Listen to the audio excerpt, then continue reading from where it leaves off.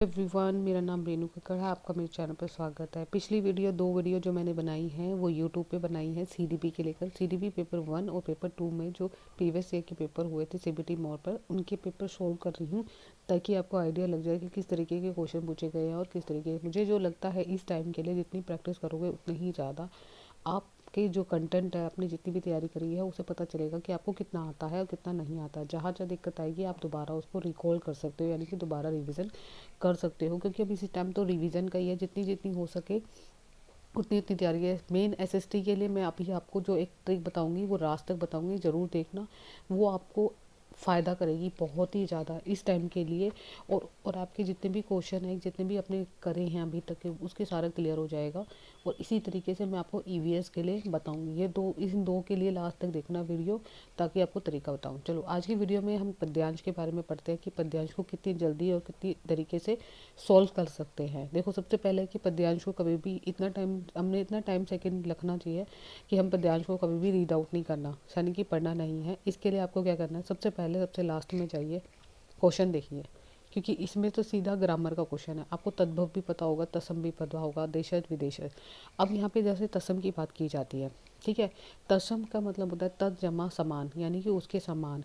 यानी कि जितने भी संस्कृत के शब्द हैं हिंदी में जा के प्रयुक्त होते हैं, या उसके हिंदी में उसके रूप में उसी के समान यानी हिंदी के रूप में प्रयुक्त होते हैं, तो उसको कहते हैं तत्सम शब्द। तद्भव शब्द उससे कहते हैं उससे उत्पन्न, तद उद्भन्न, यानी कि तद से उत्पन्न, यानी उत्पन्न होने वाले। संस्कृत में जितने शब्द है उसमें किसी प्रकार का अगर परिवर्तन होता है और हिंदी में प्रयुक्त हो जाए तो उसको हम तद्भव शब्द कहते हैं। देशज जो देशज में बोले जाते हैं, अपनी आसपास की जो क्षेत्रीय भाषा में बोले जाते हैं, उसको कहते हैं। विदेशी शब्द विदेश के रूप में होता है, जैसे अंग्रेजी हो गई, चीनी शब्द हो गए, हिंदी शब्द हो गए, अंग्रेजी शब्द हो गए, और फ्रांसीसी शब्द हो गए, पुर्तगाली शब्द हो गए, ये सारे होते हैं। अब इसमें जो ये शब्द दिया है निह समा ते, यानी कि ये जो शब्द है नी बोल रहे हैं। नी में क्या होता है कि तत्सम शब्द है या नहीं है, यानी कि ये इसका एग्जैक्ट आंसर अगर हम देखें तो नी जो शब्द होता है इसका मतलब ही होता है उस नी मतलब इसका तत्सम शब्द में आपने देखा होगा कि मतलब पता होना चाहिए। नी सित, यानी कि इसका जो पहला आंसर होगा वो हमारा होगा तत्सम शब्द, ठीक है। यही चीज़ आपको ध्यान में रखनी है कि यहाँ तो सीधा सीधा पूछा है। अब अगला पूछा है कि द्रोणाचार्य का संधि विच्छेद। अब संधि विच्छेद आपको पता ही होना चाहिए, क्योंकि बेसिक आपको ग्रामर में 3 चीज़ें याद है।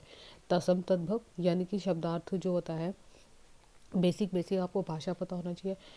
उसके बाद शब्द रूप पता होने चाहिए, शब्द कौन से होते हैं। उसके बाद संधि पता होना चाहिए, एक समास पता होना चाहिए, और जो मोटा मोटा जो है क्रिया विशेष्य होना चाहिए। और मैंने 4 चीज़ें आपको बताई है, भाषा प्लस संधि प्लस आपको शब्द रूप में जो जितने पार्ट होते हैं वो, और उसके अलावा आपको समास क्लियर होना चाहिए, सर्वनाम क्लियर होना चाहिए, और एक विशेषण। यानी कि ये 4 चीज़ें या 5 या 6 चीज़ें हैं जो ग्रामर में आती ही आती है, और आपको अगर क्लियर नहीं है तो आप इसका सोल्यूशन नहीं कर सकते। इसमें कुछ शायद द्रोणाचार्य शब्द संधि विच्छेद चलेगा। द्रोणा का जो दो आ है, आ का देखेंगे, अ प्लस इसमें द्रोणा, यानी कि आ और आन, ये जो शब्द है वो दीर्घ संधि से बना हुआ है, जिसमें हमारा बड़ा आ जुड़ जाता है। यानी कि जो हमारी संधि है, संधि 2 या 2 से अधिक वर्णों से मिलकर संधि कहते हैं।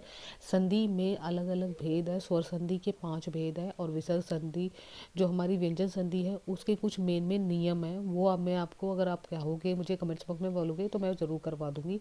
साथ ही साथ विसर्ग संधि, या आप कहीं से भी पढ़ लीजिए, आपको मिलेगा, उसका बेसिक क्लियर होना चाहिए आपको विसर्ग संधि के लिए कौन सा चीज़ हो जाता है। तो यहाँ पे जो है अगर हम इसको करें तो इकट्ठा अगर हम अलग अलग करते हैं तो द्रोण जो होता है आ जब से जुड़ जाएगा। आचार्य होता है, द्रोणा आचार्य नहीं होगा, दोनों आ नहीं होगा, एक आ और एक बड़ा आ, यानी कि यहाँ पे लिखेंगे द्रोण आचार्य, ठीक है। थर्ड ऑप्शन इज राइट है। अगला देखिए, यहाँ पंचाल से क्या आचार्य है। पंचाल मतलब पंचाली, पंचाली आचार्य जो है उसका क्या अर्थ है। यानी कि यहाँ पे कह रहे हैं कि यह पंचाल पतियों की पत्नी है, पंचाल देश की राजकुमारी है, पंचाल जाति के लोग हैं, पंचाल बेटों की माँ है। पंचाल बेटों की माँ नहीं है, आपने महाभारत पढ़ी होगी, उसमें जब वो सीन आता है श्री कृष्ण और द्रौपदी का, तो उसमें आपको पता होता है कि उसको पंचाली कहा जाता है द्रौपदी को। और द्रौपदी को पंचाली इसलिए भी कहा जाता है कि जो इसमें पैराग्राफ दिया है, अब आप इसको पैराग्राफ को एक बार देखिए, सबसे ऊपर ही लिखा हुआ होगा कि यहाँ पे लिखा है, क्या परिचय दूँ मैं अपना, द्रौपदी पंचाली श्री कृष्ण या यज्ञ सेनी, यही यानी कि ये जो द्रौपदी है तो पंचाली के रूप में इसका प्रयोग हुआ है। लेकिन यहाँ पे इसका क्या पूछ रहे हैं, अर्थ पूछ रहे हैं, नाम नहीं पूछ रहे कि द्रौपदी का नाम है। यहाँ पे है कि 5 पतियों की पत्नी, तो इसका राइट आंसर होगा ये वाला फर्स्ट। आगे देखिए, पिता को चाहिए था एक योद्धा, यह किस योद्धा की बात हो रही है। अब यहाँ पे ये जो योद्धा की बात हो रही है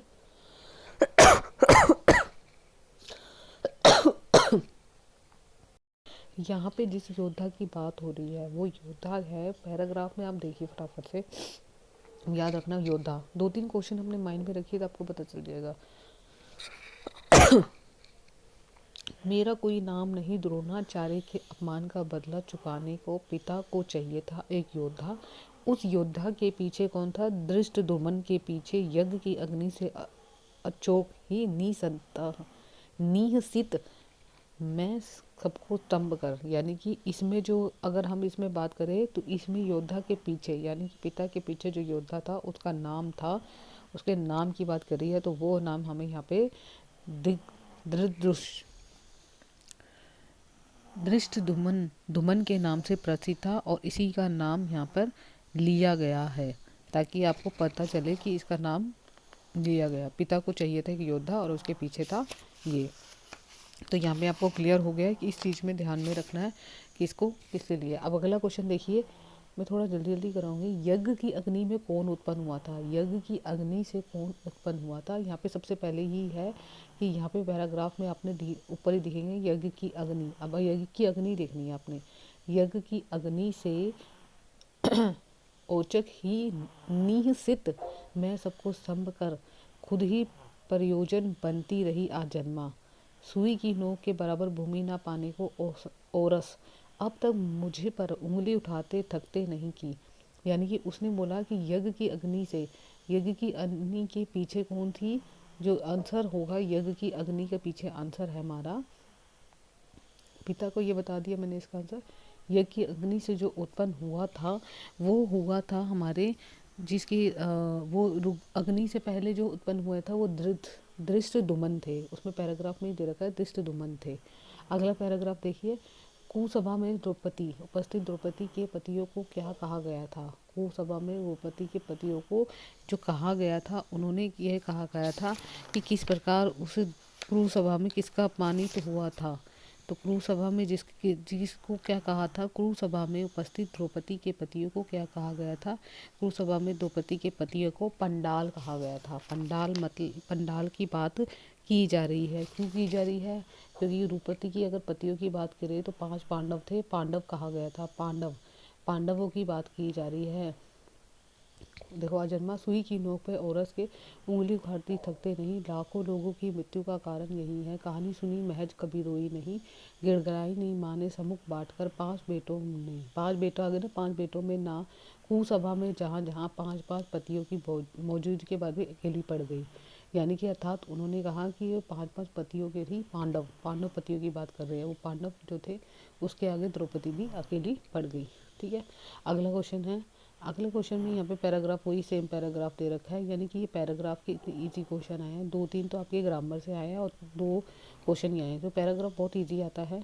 इसी तरीके से इंग्लिश का भी पैराग्राफ बहुत इजी आता है, उसमें से डायरेक्ट क्वेश्चन पूछ लिए जाते हैं और आपको करने होते हैं।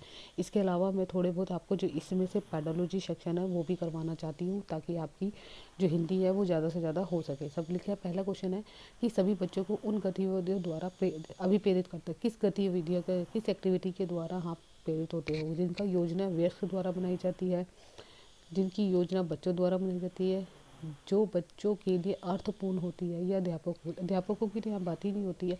जब भी हम बात करते हैं तो बच्चों की बात करते हैं, और बच्चों को ध्यान में रखते हुए हमारी जो गतिविधियाँ होनी चाहिए बिल्कुल अर्थपूर्ण होनी चाहिए, इम्पॉर्टेंट होनी चाहिए। किसी भी चीज़ के लिए हमारी गतिविधियाँ ऐसी नहीं होनी चाहिए कि सिर्फ एक ही जगह तक सीमित रह जाए। योजना तो बनाई जाती है, लेकिन वो टीचर एक बना सकती है, बच्चों के लिए योजना है। वयस्क तो ऑलरेडी छोटे बच्चों की बात कर रहे हैं यहाँ पे, तो छोटे बच्चों की ध्यान में रखना है। ठीक है, इसका आंसर है 3rd।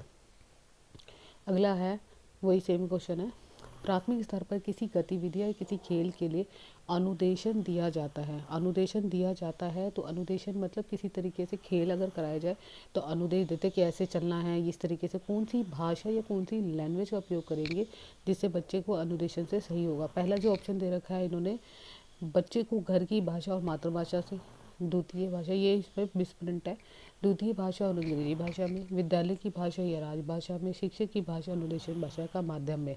ये तो हो नहीं सकता। विद्यालय की भाषा तो सीखता ही सीखता है, लेकिन इसमें कहाँ दिया है राज्य की भाषा। राज्य की भाषा जब एक समय पे आती है तब सीखता है। द्वितीय भाषा और अंग्रेजी भाषा भी बिल्कुल नहीं हो सकता। सबसे पहले जब अनुदेश दिया जाता है खेल की गतिविधि प्राथमिक स्तर पर, बच्चों को घर की और भाषा जो मातृभाषा होती है उनकी खुद की, उनसे सिखाया जाता है। कि यहाँ का राइट आंसर जो है हमारा फर्स्ट ऑप्शन राइट आंसर है इसका। ठीक है, आगे देखिए, प्राथमिक स्तर पर किसी गतिविधि या किसी खेल के लिए अनुदेशन दिया जाता है। वही सेम क्वेश्चन था। नेक्स्ट क्वेश्चन करते हैं। कविता, गीत और मंत्र के वह तरीके जिसके बच्चे, अब वो ये जो तरीके होते हैं किसके लिए होते हैं, शब्द या वाक्य को रटाने। कभी भी एक चीज़ याद रखना, रटने की वाली चीज़ों पे तो रोक ही लगा देना। उच्चारण का अभ्यास करते हैं, विषय वस्तु के माध्यम व्याकरण सीखते हैं। व्याकरण तो सीखते ही सीखते हैं, लेकिन किसी बुक्स या उसको लेकर, या फिर शब्द संपदा को बढ़ाते हैं। सिर्फ शब्द अक्षर को नहीं बढ़ा सकते, हम उसका ज़्यादा से ज़्यादा क्या कर सकते हैं, उच्चारण का अभ्यास कर करके हम अपनी भाषा, अपनी कविता को, अपने गीत को जल्दी से जल्दी अच्छे ढंग से कहाँ रुकना है, कहाँ ठहरना है, ये चीज़ें हम उसमें हिंदी में सीखते हैं। अगला क्वेश्चन देखिए, शिक्षक बच्चों का आंकलन करता है या करती है। शिक्षक अगर आंकलन करेगा, असेसमेंट करेगा या अधिगम करेगा तो किस चीज़ की चीज़ों का करेगा, उन चीज़ों को ध्यान रखना। ये ज्ञात करने के लिए बच्चे में कौन सी भाषा श्रेष्ठतम है, ये तो बिल्कुल भी नहीं हो सकता। यह पता लगाने के लिए कि बच्चों को सीखने में कमी आ रही है। हाँ, बच्चों को सीखने में कमी आ रही है जब हम जब उसका क्या करते हैं, फॉर्मेटिव और असेसमेंट करते हैं कि बच्चों में किस तरीके से मूल्यांकन करना चाहिए, मूल्यांकन करते हैं तो उसमें ये देखते हैं कि बच्चों में कमी आ रही है। अगर कमी आ रही है तो फिर उनका टेस्ट लेते हैं और फिर लास्ट में जो हमारा समेटिव होता है, तो सबसे बेस्ट होता है फॉर्मेटिव असेसमेंट होता है। उसमें बच्चे को थोड़े थोड़े समय पर एक पार्ट पढ़ाया, फिर उसको उसके यूनिट टेस्ट लिया जाता है, यानी FA होता है। तो उसमें होता है बच्चों को आगे बढ़ने के लिए, अधिगम के लिए। अब मैं ये बोला कि असेसमेंट में क्या करना चाहिए, बच्चों को आगे प्रोग्रेस करने के लिए लर्निंग को कहीं ना कहीं थोड़ी हेल्प करके एक तरीका बनाना चाहिए। बच्चों को सहपाठी से कभी भी तुलना नहीं करनी चाहिए। एक स्टूडेंट को दूसरे स्टूडेंट्स पे कभी भी तुलना नहीं करनी चाहिए। तो इसका राइट आंसर है हमारा थर्ड है। अगला क्वेश्चन है, शिक्षक ये जो करवा चुकी हूँ।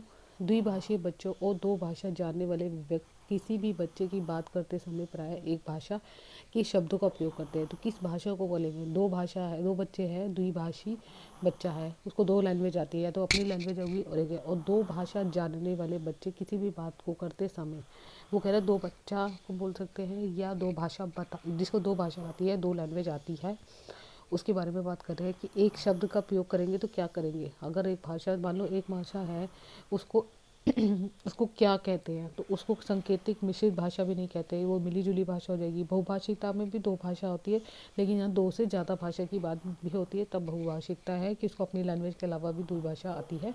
दक्ष स्तर भी नहीं हो सकता। इसका राइट आंसर है कि संकेत में बदलना। ठीक है, अगला क्वेश्चन है, बच्चा अपनी लिखने की शुरुआती यात्रा आड़ी टेढ़ी रेखाएं बनाकर करता है। ये मोस्ट इम्पॉर्टेंट क्वेश्चन है। क्यों, ये क्वेश्चन का जो है वर्ड, इसका अर्थ भी बताऊंगी। आड़ी टेढ़ी रेखाएं खींचता है जब बच्चा आड़ी टेढ़ी रेखाएं खींचता है तो बच्चे को क्या ज़रूरत की पड़ती है, आड़ी टेढ़ी रेखाएं, यानी कि बच्चा इसे टेढ़ी मेढ़ी रेखाओं से प्रयोग करता है, आड़ी तिरछी रेखाओं का प्रयोग करता है। बच्चा ये स्टार्टिंग में करता है। आपको याद होगा, बच्चा जब भी किसी भी लक्षण करता है, बच्चे को पहले स्क्रबिंग सिखाई जाती है। एक तरीके से हम स्क्रबिंग सिखाते हैं बच्चे को, इसलिए सिखाते हैं कि बच्चे जो पेंसिल है उसकी पकड़ हो सके। ये नहीं है सीधा तुमने अगर पेंसिल दे दी, बुक दे दी, बच्चा बनाने लग जाएगा। नहीं, बच्चा कुछ भी नहीं सीखेगा। बच्चों को आपने देखा ऐसे ऐसे पेंसिल से आपको उसको दोगे तो ऐसे आड़ी टेढ़ी रेखाएं खींचेगा, और फिर उसमें से हम कोई शेप बना के बताते हैं तो बच्चा उसको बताता है कि ये इसको पहचान करानी पड़ती है। तो इस तरीके को हम कहते हैं कृमि काटे या स्क्रबिंग। याद रखना, ये मोस्ट इंपॉर्टेंट है। स्क्रबिंग तभी होता है जब बच्चे को स्टार्टिंग में हम कोई लेखा है और तैयारी करवाते हैं। ठीक है, ये समझाने के लिए बताया था।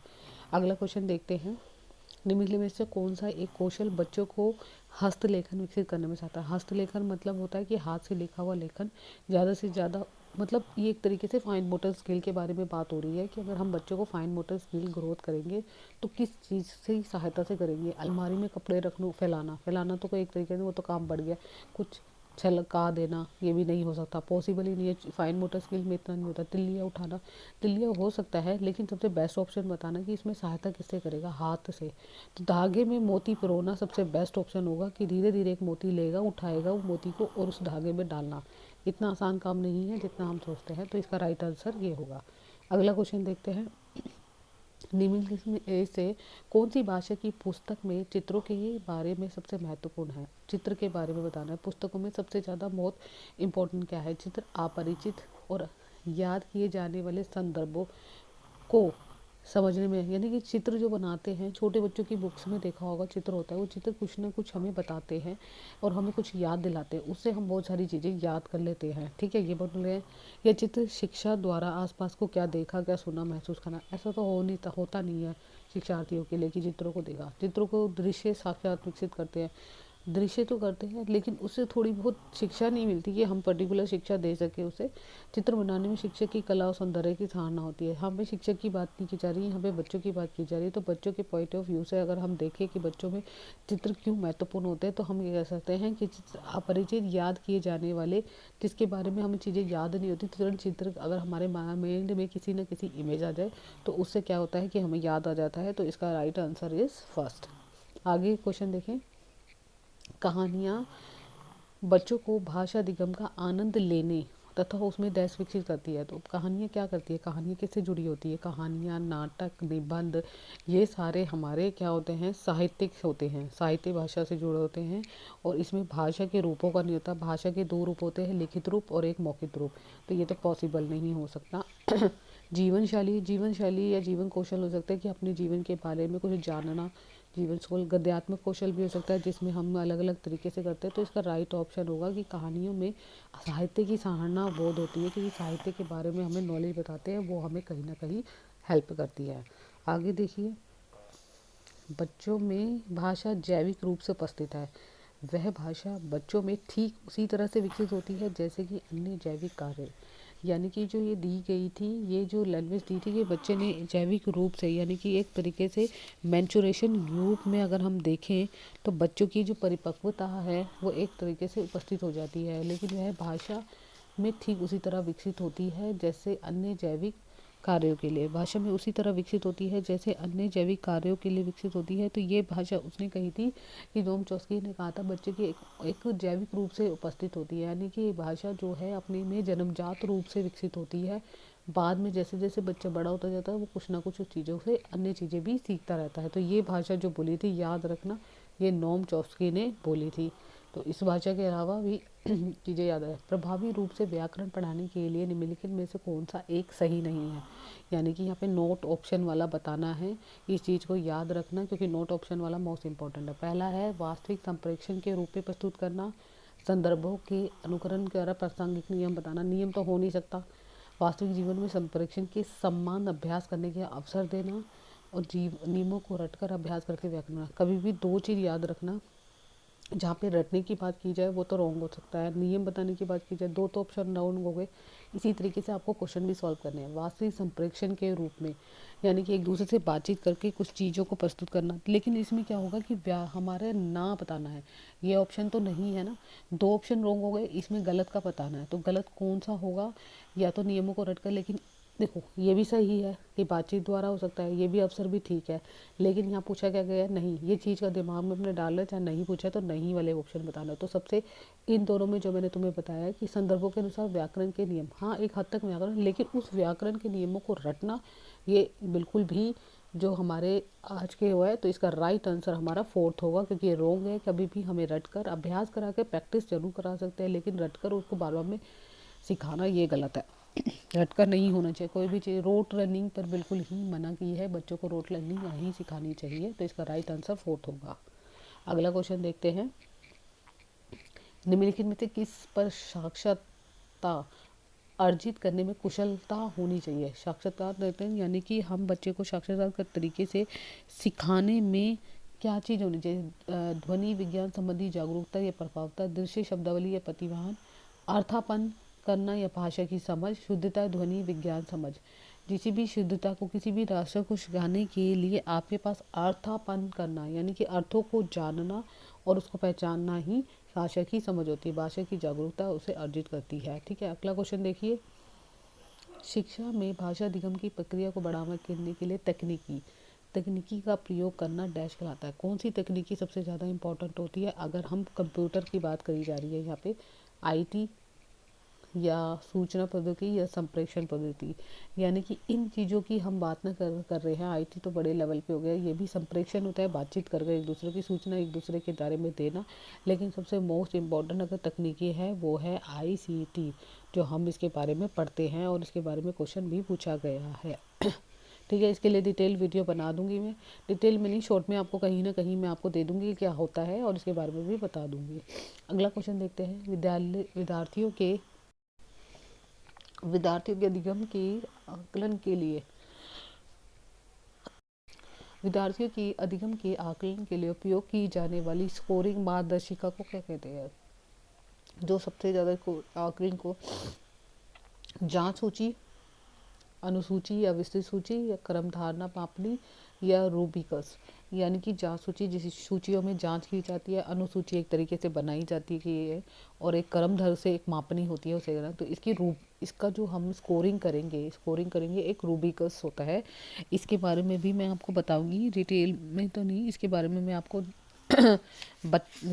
बता देती हूँ कि इसका अर्थ क्या होता है, कि आपका रूबिकस क्या होता है और उसके बारे में जानकारी दे देते हैं कि ये चीज़ क्या होती है।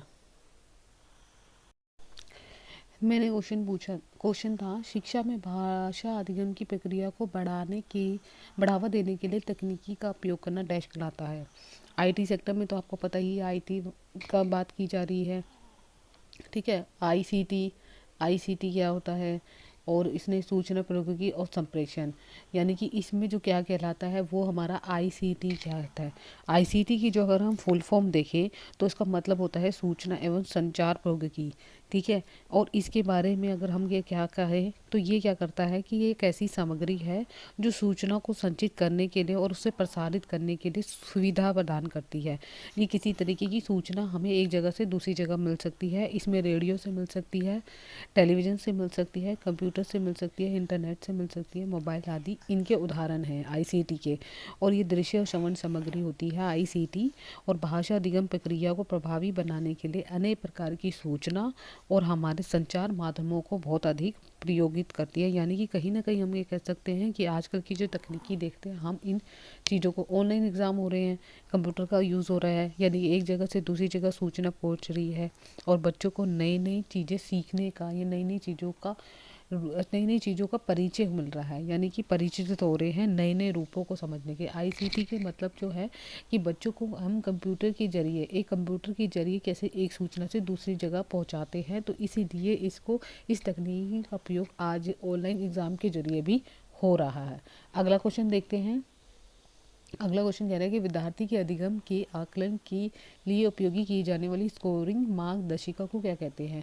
यानी कि जांच सूची कहते हैं, रूबिकस कहते हैं, अनुसूची या विस्तृत सूची कहते हैं, क्रम धारणा मापनी कहते हैं। देखो, अगर हम स्कोरिंग की मार्गदर्शिका में अगर राइट आंसर की बात करें तो इसमें जो होता है कि इसमें विद्यार्थियों को कहीं ना कहीं जांच सूची, अगर हम बच्चे ने कोई भी चीज़ किया तो हम उसको जांचेंगे किस तरीके से सूची बनाई है, अनुसूची में उसकी विस्तृत शॉर्ट नोट बनाएंगे, और क्रम धारणा मापनी में क्रम धारणा मापनी होती है किस तरीके से किस एंगल में रखेंगे। दूसरा जो है रूबिकस क्या होता है, अगर हम देखें तो इसका मतलब यह होता है कि एक तरीके का ऐसा उपकरण होता है जिसमें शिक्षकों द्वारा एक लिखित कार्य दिया जाता है या परियोजना दी जाती है या भाषणों, विभिन्न प्रकार के दत्त कार्यों के आकलन के लिए किया जाता है। यानी कि उन्हें विभिन्न तरह के बहुत सारे होमवर्क दिए जाते हैं, जिस तरीके से बच्चा क्या करेगा, ज़्यादा से ज़्यादा उसका असेसमेंट होगा और ज़्यादा से ज़्यादा मार्क्स स्कोरिंग करेगा और उसकी लर्निंग भी कहीं ना कहीं उसे सीखने को मिलेगी। यानी कि यहाँ पे हम एक शॉर्ट फॉर्म में ये कह सकते हैं कि हम विभिन्न विभिन्न तरीके से उसको कार्य दे सकते हैं, लिखित रूप में भी दे सकते हैं, योजनाओं के तरीके में से दे सकते हैं, और उससे क्या होगा, उसका असेसमेंट होगा, आंकलन होगा, और उससे क्या होगा, विभिन्न विभिन्न कार्य करेगा और वो स्कोरिंग मार्गदर्शिता को खिलाएगा। तो रूबिकस का मतलब मैंने आपको यहाँ पे बता दिया है कि क्या होता है और इसका राइट आंसर भी यही होगा। अगला क्वेश्चन देखते हैं। अगला क्वेश्चन क्या दे रखा है इन्होंने, व्याकरण अनुवाद विधि अधिक बल देती है कि व्याकरण हमेशा याद रखना, व्याकरण हमारी शुद्धता पर देती है, प्रभाव पर नहीं देती। प्रभाव जब हम किसी भी कविता को बोलते हैं तो प्रभाव तरीके उपयुक्तता पे, उच्चारण पे तो देती है, लेकिन सबसे ज़्यादा शुद्धता पे देती है। शुद्धता के बाद ही हमारा उच्चारण होता है। उच्चारण की अगर उच्चारण तो एक तरीके से हमारा किसी भी वर्ड को हम या किसी अक्षर को सही ढंग से उच्चारण करें, उस पर होता है कि हम कहाँ पर किस तरह से था, कहाँ रुकना है, कहाँ नहीं रुकना, वो चीज़ सिखाती है। शुद्धता मतलब व्याकरण में हम शुद्धता सीखते हैं, किस तरीके से सुनना है, किस तरीके से बोलना है, किस तरीके से लिखना है, किस तरीके से पढ़ना है। ये सारे जो कौशल होते हैं, इन्हीं को ध्यान में रखते हुए हम भाषा को शुद्ध करना सीखते हैं। तो इसका राइट आंसर है फर्स्ट होगा कि शुद्धता पर ध्यान देते हैं। अगर आगे यहाँ तक इसका खत्म हो गया, ये इंग्लिश लैंग्वेज आ गई। अगले जो एग्ज़ाम होंगे अगली जो क्लास होगी, आज की क्लास इतनी ही। हिंदी पेडोलॉजी की क्लास प्लस आपकी हिंदी में जो सबसे पहले पद्यांश आता है, पद्यांश के बारे में बताया कि किस तरीके से उसमें 3 या 4 क्वेश्चन आपकी ग्रामर के आगे, 2 या 3 क्वेश्चन ग्रामर के आगे यानी कि व्याकरण के आगे, और उसके अलावा जो हमारे क्वेश्चन आगे पैराग्राफ में ऐसे आगे। तो मुझे यह जिस हिसाब से लगता है कि अगर आपको प्रीवियस ईयर के जितने भी पेपर है प्रैक्टिस करनी चाहिए ज़्यादा से ज़्यादा, और उसका एक्सप्लेनेशन कर रही हूँ ताकि आपको पता चले कि किस टाइप के क्वेश्चन है। इसमें 2 क्वेश्चन जो एक आया था इंपॉर्टेंट था, एक आईसीटी के बारे में बता दिया था, एक रूपिकस के बारे में बता दिया, ताकि आपको नॉलेज मिल सके होता क्या है। ऐसे ही आगे और वीडियो आती रहेगी। आज की वीडियो में इतना ही, मिलते हैं नए टॉपिक के साथ। हो सकता है कि हिंदी का जो पैराग्राफ है वो मैं अगली वीडियो में दूं, या इसके साथ ही साथ सीडीपी की भी क्लास होती रहेगी, क्योंकि जो पिछले एग्जाम में हुए हैं उनसे प्रैक्टिस करना बहुत ज़रूरी है। उससे आपकी प्रैक्टिस भी होती रहेगी, प्लस आपको क्वेश्चन भी पता चलेगा किस टाइप से क्वेश्चन आए हैं। ठीक है। और एक चीज़ और बताना चाहती थी, जो मैंने स्टार्टिंग में ही बोला था कि अगर एसएसटी का माने आपने कोई भी बुक उठा लिया, क्योंकि आज से भी अगर बुक उठाओगे तो कोई दिक्कत नहीं है। आज एक तारीख कोई भी 1 दिसंबर है, इसमें आपने कोई भी बुक ली, चाहे सिविक्स ली, चाहे हिस्ट्री ली, चाहे आपने ज्योग्राफी ली, ज्योग्राफी के 5 चैप्टर पढ़ लिए 6 क्लास के। अब वो 5 चैप्टर में से प्रीवियस ईयर के पेपर करिए, उससे आपको पता चलेगा, इतनी अच्छी तरह पकड़ हो जाएगी। क्योंकि एसएसटी में बहुत सारे बच्चों को दिक्कत ये आती है, मान लो पढ़ तो लिया आपने, लेकिन ऐसा लगता है कि कहीं ना कहीं हम उसको भूल गए हैं, ये दिमाग से नहीं। उसके लिए प्रैक्टिस करना ज़रूरी है किसी भी सब्जेक्ट को, चाहे आप आज के नहीं, आगे जो आने वाले एग्ज़ाम है, केवीएस के एग्ज़ाम है, एनवीएस के एग्ज़ाम है, डीएसएसबी के एग्ज़ाम है, सबसे पहले टॉपिक या कंटेंट को पढ़िए, समझिए, उसके बाद प्रीवियस ईयर के पेपर करिए। इसके बाद आपको इतनी अच्छी तरह प्रैक्टिस हो जाएगी ना कि वो क्वेश्चन कभी गलत ही नहीं हो सकता। इसकी तो मैं गारंटी देती हूँ कि कभी क्वेश्चन वो गलत नहीं हो सकता। क्यों नहीं हो सकता? क्योंकि आपकी प्रैक्टिस ही आपको मजबूत बनाएगी, और आपको पता चलेगा कि इसका आंसर ये है। आंसर नहीं, आपको पता भी चलेगा कि ये आंसर है और ये हमने कहाँ पढ़ा है। ये कहीं ना कहीं हमारे दिमाग में एक होता है ना, इसका एक साइकोलॉजी अगर हम सोचें कि होता है कि हम एक चीज़ आज पढ़ी, अगले दिन दो दिन हम वो नहीं पढ़ेंगे, तीसरे दिन भी नहीं पढ़ी, चौथे भी नहीं पढ़ी, पाँचवें भी नहीं पढ़ी, वो क्या होता है, हमारे धीरे धीरे भूलते जाते हैं। जब हम उसको डेली प्रैक्टिस करते हैं तो वो चीज़ कहीं ना कहीं हमारे दिमाग में बैठ जाती है, और कहीं ना कहीं हम उसकी प्रैक्टिस करने से हमारे दिमाग में होता है। जैसे सवाल होते हैं, अब सवाल अगर एक दिन हमने किया, ठीक है, आज हमने एक सवाल किया मैथ्स का, हमने ये लिया, हमें तरीका पता है, हमने अगले दिन उसी सवाल को दोबारा किया, फिर अगले दिन दोबारा किया। अगर हम उसे डिफरेंट वे में भी कर रहे हैं तो हम प्रैक्टिस कर रहे हैं, उससे क्या होगा, हमें आइडिया भी लग जाएगा, और हमें धारा जो है दिमाग में कहीं ना कहीं वो ब्रेन होगा। क्योंकि हम कहते हैं कि हमारी चीज़ें भूल जाती है, वो भूलती इसलिए क्योंकि हम प्रैक्टिस करते ही नहीं है। तो मैं सिर्फ यही ट्रिक बनाऊँगी, ऐसे ही आपको ईवीएस का करना है। ईवीएस की एनसीईआरटी पढ़िए, पिछले सारे क्वेश्चन करिए, जितने प्रैक्टिस कर सकते हो अभी इसी टाइम के लिए प्रैक्टिस क्वेश्चन करिए, प्रीवियस क्वेश्चन करिए, सीटेट का पेपर ऐसे ही क्वालिफाइड हो जाएगा। घबराने की ज़रूरत नहीं है, होपलेस होने की ज़रूरत नहीं है। और यही ट्रिक अपनाइए एसएसटी के लिए भी, साइंस के लिए भी, और मैथ्स की तो आपको जितनी प्रैक्टिस करोगे उतनी ही ज़्यादा आपको। ये एक टॉपिक लीजिए, अपने टॉपिक पढ़ा, उसके फार्मूले देखिए, उससे प्रीवियस ईयर के सारे क्वेश्चन प्रैक्टिस कर दीजिए। कोई भी क्वेश्चन ऐसा नहीं है जिसको भी मैथ्स वीक हो ही नहीं सकती। क्या होता है कि आपका बेस ठीक नहीं होता, जिस वजह से आपको मैथ्स ईजी नहीं लगती। अपना बेस ठीक कीजिए। नंबर सिस्टम है, चाहे कोई भी हो, अभी फ़िलहाल के लिए जो पेपर 1 के लिए है, सिंप्लीकेशन हो गया, ऐड हो गया, सब्ट्रैक्शन हो गया, उसमें बेस के जरिए आपको शुरू करना है। ठीक है, आज की वीडियो में इतना ही। वीडियो को ज़्यादा लंबा ना करते हुए ज़्यादा से ज़्यादा लोगों को शेयर कीजिए। अब मिलते हैं, till then bye bye, thank you so much, अगली वीडियो में।